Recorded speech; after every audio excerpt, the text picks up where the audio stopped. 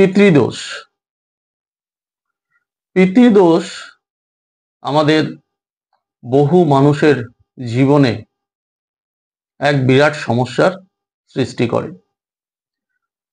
দর্শক বন্ধুরা, আজ পিতৃদোষ বা শাপিত দোষ বা শাপিত যোগ বা অনেকে এটিকে শ্রাপিত দোষ বা শ্রাপিত যোগ বলেও বলে থাকেন, এই পিতৃদোষ নিয়ে আজ বিস্তারিত আপনাদের বলবো। বলার আগে আপনাদের অনুরোধ করব, আমার এই channel astrology on human life চ্যানেলটিকে আপনারা সাবস্ক্রাইব করবেন এবং নোটিফিকেশন লিঙ্কটিকে অন রাখবেন, যাতে বিভিন্ন ধরনের ভিডিও আপনারা এই চ্যানেলে দেখতে পারেন।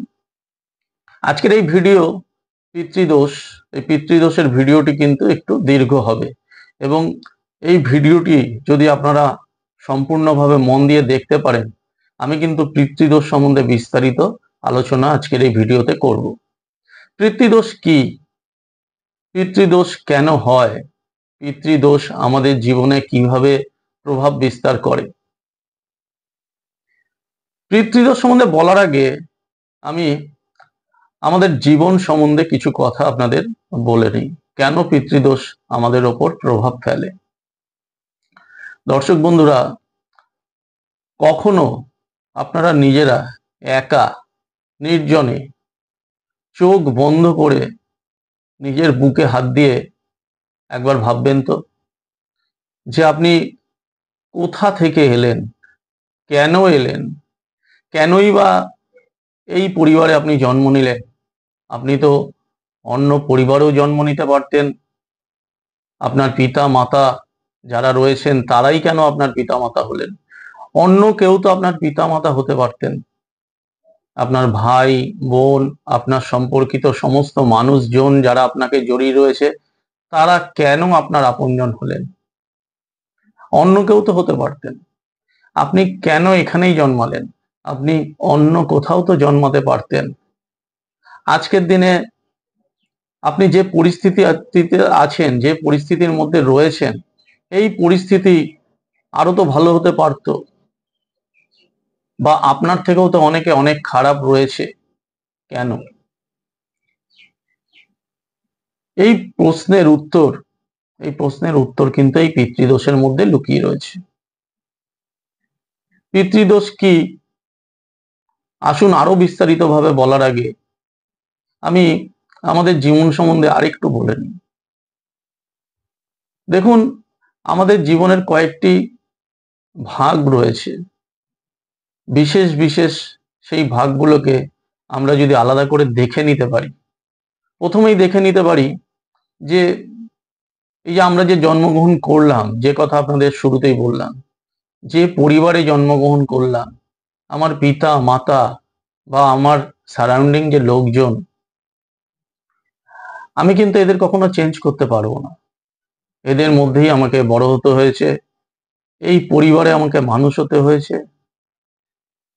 তাহলে এই যে একটা স্থির বিষয়, যেই বিষয়টাকে আমরা কখনো কোনোদিন পরিবর্তন করতে পারবো না, এটি হচ্ছে আমাদের ভাগ্য, আমাদের ডেস্টিনি। ভাগ্যের এই অংশটাকে আমরা কিন্তু কেউ চেঞ্জ করে দিতে পারবো না। আপনি যতই চেষ্টা করুন, আপনি কিন্তু আপনার এই জন্মের যে পরিস্থিতিটা, যেখানে আপনি জন্মেছেন, এই পরিস্থিতিটাকে আপনি চেঞ্জ করে দিতে পারবেন। এটা আপনার ডেস্টিনি। আপনি ধনীর ঘরে জন্মেছেন না দারিদ্র ঘরে জন্মগ্রহণ করেছেন, বা কোনো শিক্ষিত পরিবারে জন্মগ্রহণ করেছেন, বা কোনো সাধারণ একদম খেটে খাওয়া মানুষের পরিবারে জন্মগ্রহণ করেছেন, এটা আপনার ডেস্টিনি, এটা আপনার ভাগ্য। এর পরেরটুকু কি? এর পরেরটুকু আপনি এই যে জন্মগ্রহণ করলেন, তারপরে যে পরিবেশের মধ্যে আপনি বড় হয়ে উঠলেন, আপনার চারপাশের পরিবেশ, আমরা সোজা বাংলায় বলতে পারি আপনার পাড়া প্রতিবেশী, দেশ কাল সময়, এটাও কিন্তু আপনি পরিবর্তন করে দিতে পারবেন না। এই পরিবেশ আপনার উপর অনেকখানি প্রভাব ফেলছে। আপনি যদি ভালো উন্নত পরিবেশে জন্মগ্রহণ করেন, সেই পরিবেশের একটা প্রভাবে আপনি ভালো মানুষ হবেন। আপনার মধ্যে শিক্ষা দীক্ষা রুচি সংস্কৃতি এগুলো যেমন এক ধরনের হবে, আবার খুব নিম্ন পরিবেশে যদি কোনো বিলো স্ট্যান্ডার্ড পরিবেশে আপনি জন্মগ্রহণ করেন, তাহলে এগুলোর আপনার পেতে অনেক সমস্যা আসবে, বাধা বিঘ্ন আসবে। আপনি ছোটবেলা থেকে সুশিক্ষা পেতে, সামাজিক শিক্ষা পেতে একটা প্রতিকূলতার মধ্যে পড়বেন। তাহলে এই যে ডেস্টিনি, এটাও কিন্তু আপনি বদলে দিতে পারবেন না। আর বাকিটা কি?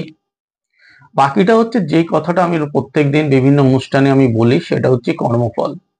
তাহলে এই যে আপনার জন্মগ্রহণ আর এই যে পরিবেশের মধ্যে বেড়ে ওঠা, এর পাশাপাশি আপনার কর্ম, আপনি কিভাবে জীবনটাকে দেখছেন, কোন অ্যাঙ্গেলে দেখছেন এবং কিভাবে নিজের কর্ম দ্বারা জীবনটাকে ধীরে ধীরে ভালোর দিকে নিয়ে যাচ্ছেন। যদি আপনার কর্মফল ভালোর দিকে নিয়ে যেতে আপনাকে পারে, তাহলে আপনি জীবনে বড় হবেন, ভালো দিকে পৌঁছাবেন।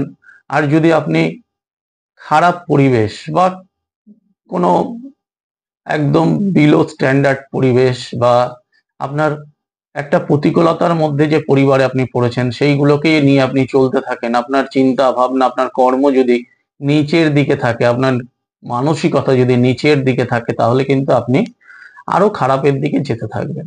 এই কর্মটা আমাদের জীবনের একটি অনেকটা অংশ জুড়ে কিন্তু রয়েছে। আপনি যদি কর্ম ঠিক করতে পারেন, তাহলে কিন্তু আপনি জীবনে অনেক সুফল পাবেন।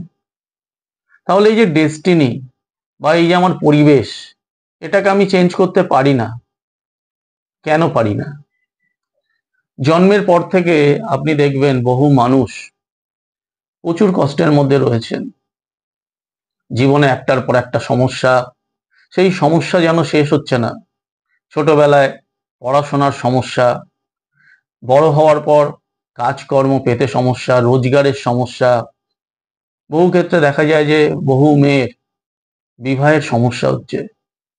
তার কিন্তু রূপ আছে, শিক্ষা আছে, কিন্তু কোনোভাবেই বিবাহ স্থির হচ্ছে না। ছাত্রছাত্রীদের পড়াশোনায় অমনোযোগিতা, পড়াশোনার পরিবেশ দিলেও, ভালো শিক্ষক দিলেও পড়াশোনা করে উঠতে পারছে না, সবকিছু ভুলে যাচ্ছে, পড়াশোনার প্রতি একটা অনীহা তৈরি হচ্ছে, অসুস্থতা, বাড়ির মধ্যে অশান্তি, এই সমস্ত নেগেটিভ জিনিসগুলো আপনার জীবনে ঘটেই চলেছে এবং আপনি একটা কাটিয়ে উঠলে আরেকটি বাধা যেন আপনার জীবনে আসছে। এটা কেন হচ্ছে? এবার আসুন, এই পিতৃদোষ বা পিতৃ যে দোষের যে এফেক্টে আমাদের কি হচ্ছে, সেটা কেন হচ্ছে, সেটা নিয়ে এবার শুরু করব। ঠাকুরদাদা একটি বড় বাড়ি তৈরি রেখে করে যায়, বাবা সেটি ভোগ করে, আপনিও সেটি ভোগ করেন। তাহলে বাবা কিন্তু সেই বাড়িটি তৈরি করেননি, বা পিতা সেই বাড়িটি তৈরি করেননি, আপনিও সেই বাড়িটি তৈরি করেননি, অথচ সেই বাড়িটি ভোগ করছেন। তাহলে এই যে ঠাকুর দাদার সুকর্ম বা ওনার পরিশ্রমের যে একটি ফল আপনি ভোগ করছেন। আবার আপনার বাবা বা আপনার ঠাকুরদাদা বা আপনার পূর্বজরা ভালো চাকরি করেছেন, পেনশন পাচ্ছেন, আপনি কিন্তু সেই কাজটা করেননি। সেই পেনশনের টাকা আপনারা বাবা রিটায়ারমেন্টের পর বা ঠাকুরদাদা রিটায়ারমেন্টের পর তিনি যখন পাচ্ছেন, সেই পেনশনের টাকাও আপনারা ভোগ করছেন। কেন করছেন? আপনি তো চাকরি করেননি। আসলে আমাদের পূর্বপুরুষরা যে কর্ম করে, সেই কর্মের ফল বংশানুক্রমিক কিন্তু আমরা পেতে থাকি। দেখবেন বহু ক্ষেত্রে আমরা বলি যে অমুক বংশের ভালো ছেলে, বা বাবা ডাক্তার, ছেলে ডাক্তার হয়েছে, তাদের পূর্বপুরুষরা সবাই ডাক্তার ছিল। এই যে বংশানুক্রমিক রক্তের মধ্যে যে একটা ডাক্তারি বিদ্যা এই যে বয়ে চলেছে, তাহলে এই যে বংশানুক্রমিক শুভ ফল আপনি পাচ্ছেন। এখন যদি আমি উল্টো বলি, ধরুন আপনার ঠাকুরদাদা একটি বাড়ি করেছিলেন, আপনার বাবা সেটি বিক্রি করে দিলেন, আর আপনাকে আজকে আশ্রয়হীন ভাবে বা ভাড়া বাড়িতে থাকতে হচ্ছে। তাহলে আপনি তো কোনো দোষ করেননি। দোষ তো করলেন আপনার বাবা, একটি সম্পূর্ণ বড় বাড়িকে বিক্রি করে ফেললেন। আপনার কথা চিন্তা করলেন না যে আপনি কোথায় থাকবেন। তাহলে এই যে তার একটি ভুল কর্ম, এই ভুল কর্মের ফল আপনাকে ভোগ করতে হচ্ছে। পিতৃদোষ হচ্ছে সেটি, আমরা আমাদের পূর্বপুরুষদের কয়েক পুরুষ মাত্র চিনে রাখি বা চিনতে পারি, কিন্তু আমাদের উত্তর আমাদের পূর্বপুরুষ যারা রয়েছে এবং উত্তর পুরুষে তাদের এই কর্মফল কিন্তু ধীরে ধীরে ধীরে ধীরে প্রভাব বিস্তার করে। তারা যদি ঠিক কর্ম করে তার ফল যেমন আমরা সুফল রূপে ভোগ করি, কোনো এক কালে কোনো এক পুরুষে তাদেরই মধ্যে যদি কেউ খারাপ কাজ করে থাকেন তাহলে কিন্তু তার ফলও আমাদের ভোগ করতে হবে। বহু মানুষের প্রচুর ক্ষতি করে, সেই ক্ষতির ফল অবশ্যই আছে। আমি যদি কাউকে ক্ষতি করি তার অভিশাপ আমার জীবনে এসে পড়বে এবং আমার পরবর্তী জেনারেশন তাদের ওপরও গিয়ে কিন্তু সেই অভিশাপ অবশ্যই বর্তাবে।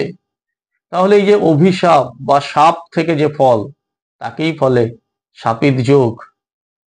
এই যে পূর্বপুরুষদের বা পিতৃপুরুষের বয়ে আনা কোনো পাপ কর্মের যে ফল আমরা যখন আমাদের জীবনে ভোগ করি তখন সেই ফলকে আমরা পিতৃদোষ বলি। এই পিতৃদোষ থেকে কিন্তু আপনি সহজে উদ্ধার পাবেন না। এই পিতৃদোষ থেকে উদ্ধার পাওয়ার উপায় অবশ্যই কিছু আছে, তা নিয়ে আমি পরে আলোচনা করব। তাহলে পিতৃদোষ আছে বা পিতৃদোষ আপনার জীবনে আপনাকে অনেক ক্ষতি করছে, এটা বুঝবেন কি করে? আমাদের জীবনে অনেক ক্ষয়ক্ষতি ঘটতেই থাকে, সেটা যে পিতৃদোষের জন্য হচ্ছে সেটা কিন্তু আমরা অনেকেই বুঝতে পারি না, বা কার ক্ষেত্রে কোন ক্ষতি কি কারণে হচ্ছে সেটাও আমরা বুঝতে পারি না। পিতৃদোষের ক্ষেত্রে এই যে পিতৃদোষ, এই পিতৃদোষের ক্ষেত্রে আমরা যদি আমাদের হরোস্কোপটা ঠিকভাবে বিচার করতে পারি, আমাদের রাশিচক্র ঠিক করে বিচার করতে পারি, এই রাশিচক্রে কিন্তু পিতৃদোষের একটা সংকেত থাকে। কিভাবে পিতৃদোষ রাশিচক্রে প্রভাব ফেলে তার সংকেত থাকে। এছাড়াও আমরা যে বিভিন্ন রকম ঘটনার মধ্যে দিয়ে প্রত্যেকদিন চলছি বা চলেছি, এই ঘটনার মধ্যেও পিতৃদোষের একটা যে সংকেত আমরা পাই যদি আমরা সূক্ষ্মভাবে সেগুলোকে অনুভব করি। জীবনের প্রতি ক্ষেত্রে বাধা, জীবনের প্রতি ক্ষেত্রে অর্থের অভাব, দুঃখ, শোক, অশান্তি, পারিবারিক সমস্যা, সন্তানকে নিয়ে সমস্যা, অসম্মান, যশহানি, জীবনের প্রতি পদে কোনো রকম ভাবে অগ্রসর হতে গেলেও যেন আমাদের পেছন থেকে কেউ টেনে ধরে। কেন ধরে? মৃত্যুর পর দেহ আমরা তাকে দাহ করি, সেই দাহ করলে তার দেহ, এই দেহটি ডিসপোজ হয়, কিন্তু আত্মার কিন্তু মরণ হয় না, আত্মার কিন্তু ধ্বংস হয় না।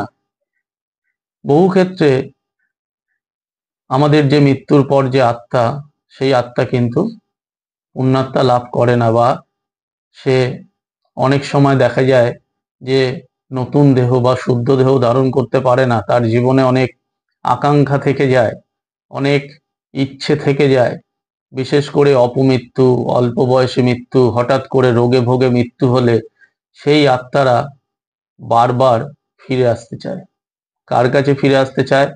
তার আপনজনের কাছে। তাহলে এই যে পূর্বপুরুষের আত্মার একটা যে প্রভাব, সেই প্রভাব কিন্তু আমাদের মধ্যে এসে পড়ে। বহু মানুষের ক্ষয়ক্ষতি করে, সেই সব ক্ষয়ক্ষতি করা মানুষেরা মৃত্যুর পর কিন্তু ওই অভিশাপ বয়ে বেড়ায়। ওই অভিশাপে তারা মুক্ত হয় না, সেই অভিশাপ নিয়েই তারা আমাদের পরবর্তী জেনারেশনের ওপর একটা প্রভাব ফেলতে থাকে।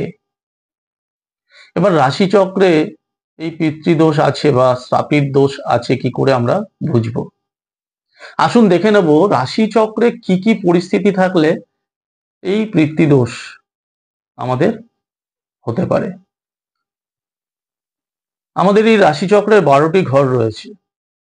এই 12টি ঘরের মধ্যে বেশ কিছু ঘর কিন্তু আপনাকে কেন্দ্র করে। প্রথম ঘর হচ্ছে লগ্ন।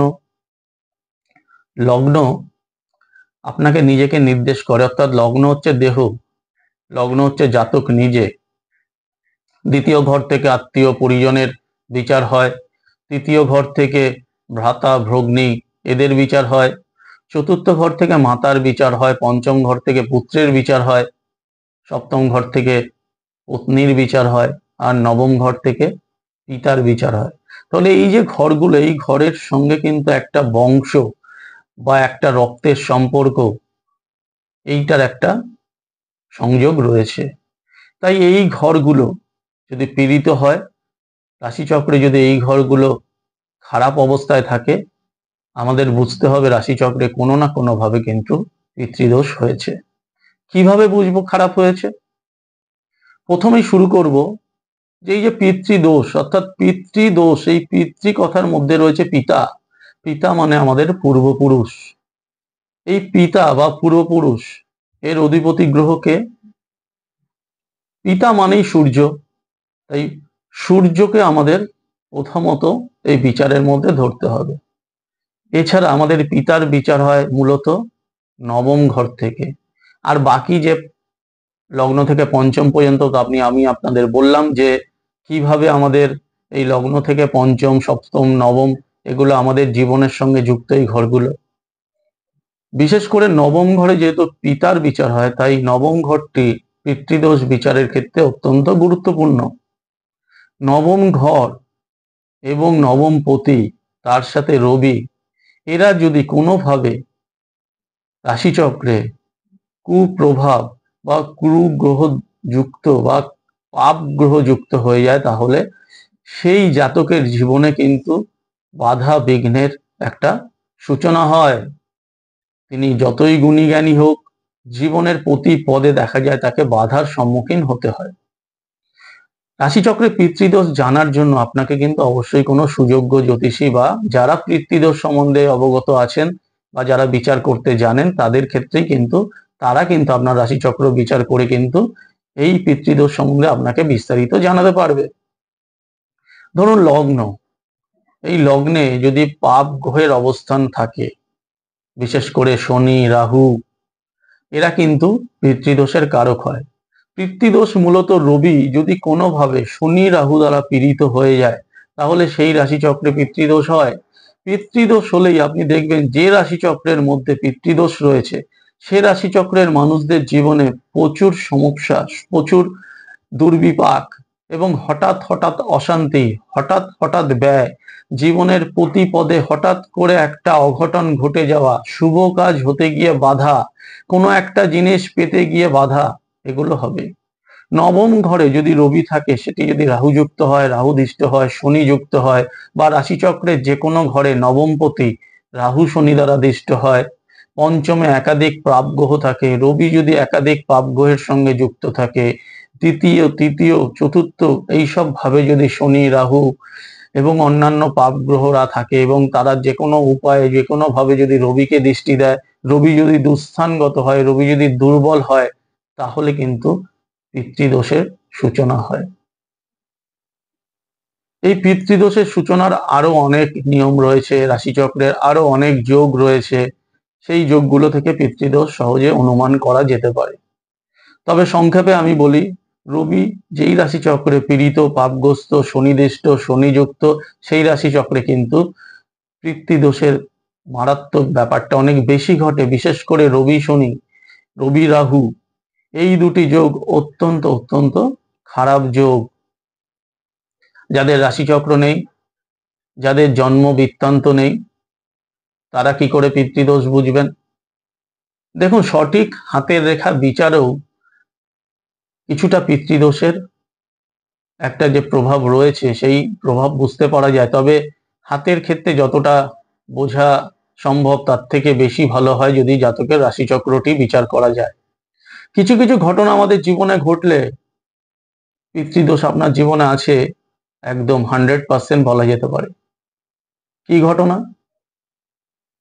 দেখবেন দর্শক বন্ধুরা, অদ্ভুত ঘটনার কথা আমি বলছি, যেই ঘটনাগুলো অনেকের জীবনে ঘটে, কিন্তু সেটা যে পিতৃদোষের জন্য ঘটছে সেটা কিন্তু অনুমান করা যায় না। তারা জানেই না, বা আপনি জানেনই না আপনার জীবনে এই ঘটনাগুলো পিতৃদোষের জন্য ঘটছে।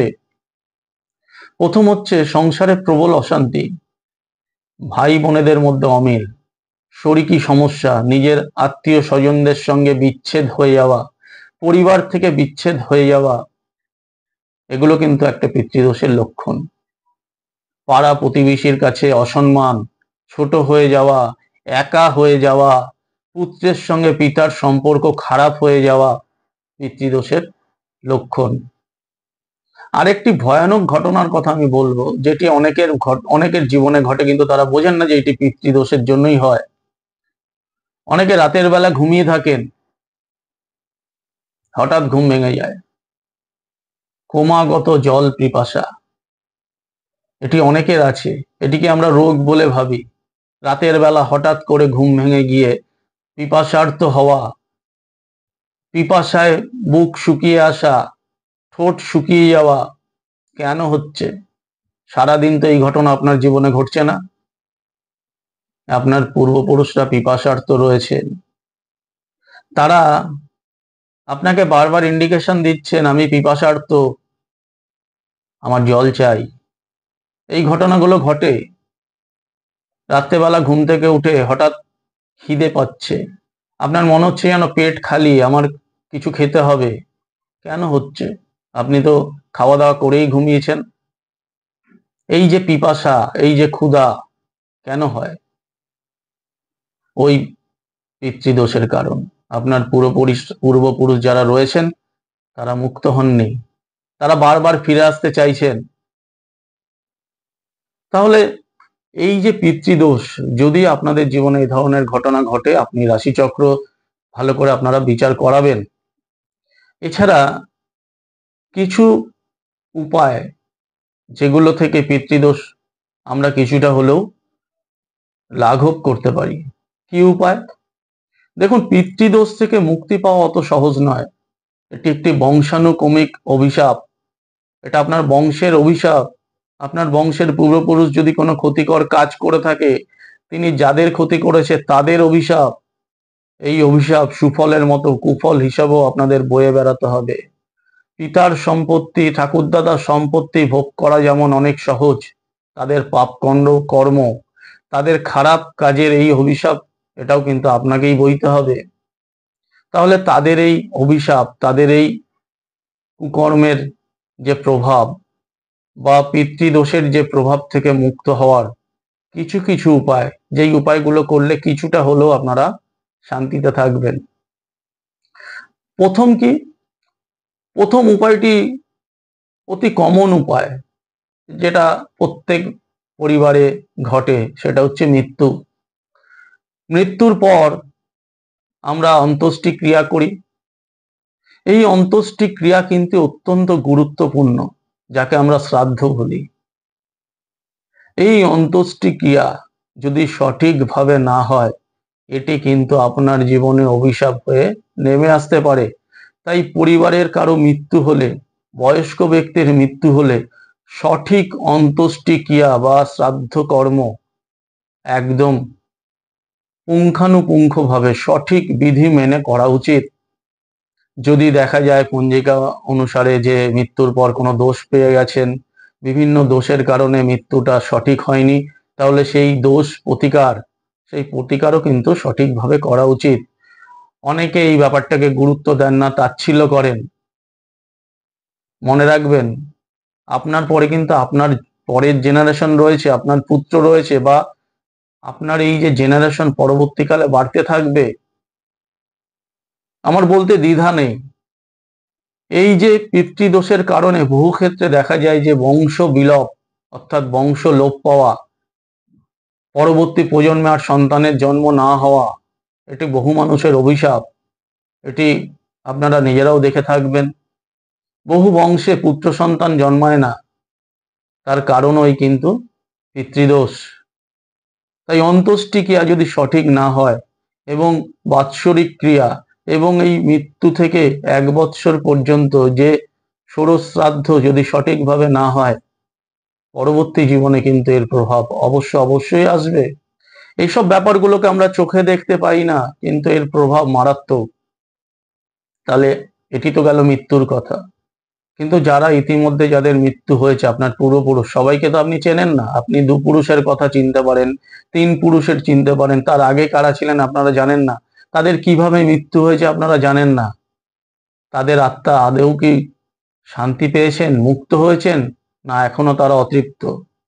এই অতৃপ্ত আত্মা, অতৃপ্ত পূর্বপুরুষদের আমরা কি করতে পারি? তৃপ্ত করার জন্য কতগুলো পদ্ধতি রয়েছে। সেটি হচ্ছে কি?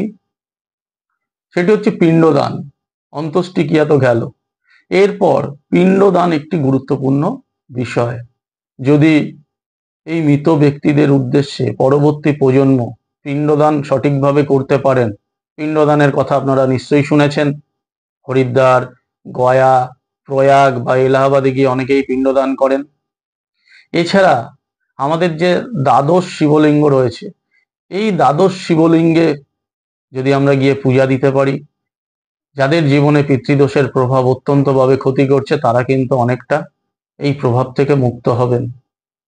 আর কি করতে পারি, আমরা প্রতি অমাবস্যা তিথিতে তিল সহ যদি জলদান করতে পারি, প্রতি অমাবস্যায় যদি পূর্বপুরুষের উদ্দেশ্যে জলদান করতে পারি, সেটি কিন্তু অত্যন্ত অত্যন্ত শুভকর হবে। আর কি করতে পারি, অবলা জীব, বিশেষ করে আমাদের যে বাস্তুর পক্ষী রয়েছে সেটি সাধারণত কাক, কাককে যদি আমরা নিয়মিত খাওয়াতে পারি, যারা এইসব পিতৃদোষের মধ্যে পড়ে রয়েছেন, সমস্যা রয়েছে জীবনে, তাদের অনেকটাই কিন্তু পিতৃদোষ থেকে একটা নিষ্কৃতি পাওয়ার সম্ভাবনা থাকবে। এছাড়া পিতৃপক্ষের তর্পণ, পিতৃপক্ষের তর্পণ আপনারা সবাই জানেন, মহালয়ার ভোরে আমরা পিতৃপক্ষের তর্পণ করি। এই পিতৃপক্ষ শুরু হয় ভাদ্র পূর্ণিমার পর থেকে। এই যে ভাদ্র পূর্ণিমা থেকে মহালয়ার আগের মুহূর্ত পর্যন্ত, অমাবস্যা পর্যন্ত যে যে পক্ষ, এটিকে বলে পিতৃপক্ষ। এই সময় আমাদের যে পূর্বপুরুষের আত্মারা অনেক কাছে চলে আসেন, তাই সেই সময় জলদান, মহালয়ার দিন ভোরে তর্পণ বিধান অত্যন্ত অত্যন্ত শুভকারক। এগুলোকে যদি আমরা মেনে চলতে পারি তাহলে এই পিতৃদোষ থেকে অনেকটা আমরা মুক্ত হতে পারি।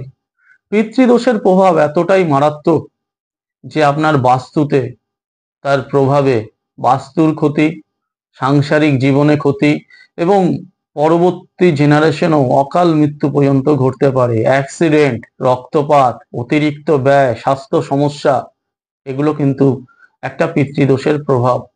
তাই দর্শক বন্ধুরা, পিতৃদোষ ব্যাপারটিকে ভালো করে বিচার করবেন, আপনার রাশিচক্রটি বিচার করবেন এবং রাশিচক্রে পিতৃদোষ থাকলে আপনারা নিজেরাও আমি যে প্রতিকার, যে উপায়গুলো বললাম সেগুলো করার চেষ্টা করবেন।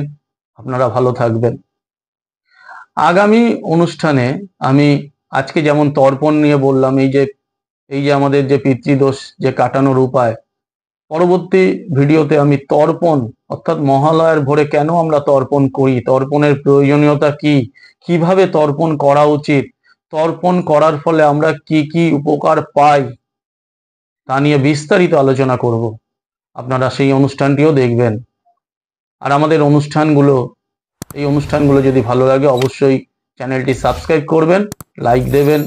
আজকের মতো এখানেই শেষ করলাম। নমস্কার।